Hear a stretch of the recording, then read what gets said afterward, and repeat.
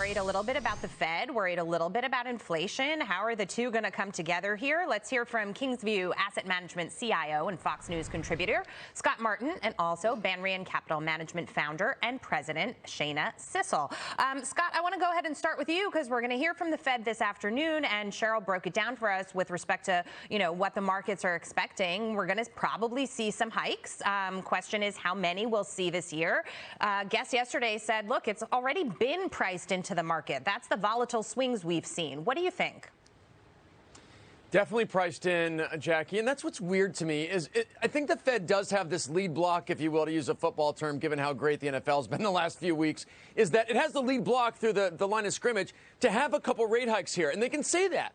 But it's what they do afterwards, and that's the key point, Jackie, in the narrative in the conference, is that they've got to talk about how they're going to be data dependent, not use words like transitory, which, by the way, they used the word transitory about low inflation before they used it about rising inflation back in the day, but we forget about all that. The word transitory needs to be out of there, but they need to be very data dependent, but also somewhat, I guess, forthright about how the market, to my degree and to our measurement, has overreacted a bit to kind of the Fed's involvement here, saying that there's going to be 6 interest rate hikes, maybe 8, ridiculous predictions. The Fed just has to stay focused on the next couple meetings and say, look, we think inflation may be hot for a bit, but with supply chains hopefully easing, with maybe the policy at the Federal Reserve being a little bit more, say, attuned to what's going on versus trying to say that things aren't, that bad or things aren't really noticeable when they really were to everybody else on the street.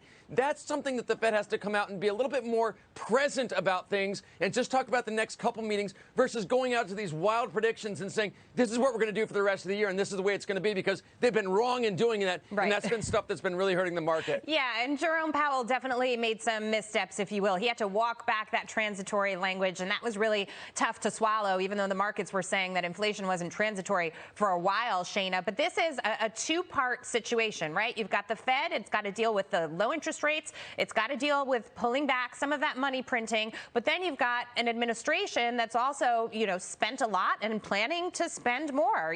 Having that conversation with CEOs today saying we want to pass BBB in chunks and it's going to help you. Well, that's the biggest problem. Stimulus is inflationary. And so the Fed can raise rates. They can make the necessary policy decisions in an attempt to deal with the problems with inflation. But if the administration continues to spend at this level, we're going to continue to have an inflation problem. It is about the supply chain, and what is going on in China is affecting the entire world and the U.S. in terms of the supply chain issues that are resulting in a lot of the inflation.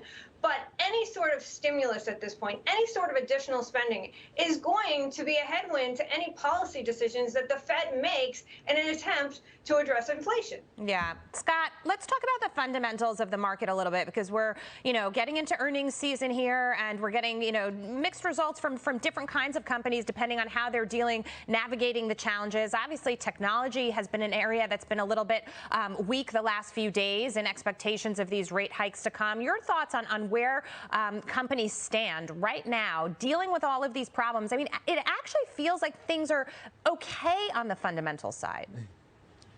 They're okay. They're not as good as maybe they were 6 months ago, but that's not a bad thing, because 6 months ago we were in still the V-shaped recovery, so things looked pretty, in a word, awesome. Jackie, I think as CEOs of a lot of companies out there, whether it's Kimberly-Clark, Microsoft, and so forth, Schlumberger recently, Corning, it's a really tough spot right now, because you're coming out with earnings and you're probably having a good quarter to report for Q4, but going forward, my goodness, the projections are really tough, because you don't want to overpredict and overpromise and then absolutely fall flat on your face. But given the pullback in a lot of these stocks, and a lot of stocks, mind you, that we own, Jackie, that we still like and we're still adding to here, gosh, given the pullback, you kind of have a little bit of a chance to say, you know what, we're a little uncertain about things going forward. So it gives you a pause or two to deliver maybe better results than expected on those subsequent quarters once those come. So the visibility is really tough. As Sheena said, it depends on what, say, policy is out of D.C. and how that affects inflation. Supply chain issues, we've got to get these things worked out, because otherwise I think it leaves a lot of the future pretty murky when it comes to future earnings in both Q2 and Q3, which, by the way, really quick, have tough comps now versus 2021 coming up. Yes. Yeah, that's a really good point. Guys, we are going to have to leave it there. My thanks to both of you. I want to switch gears for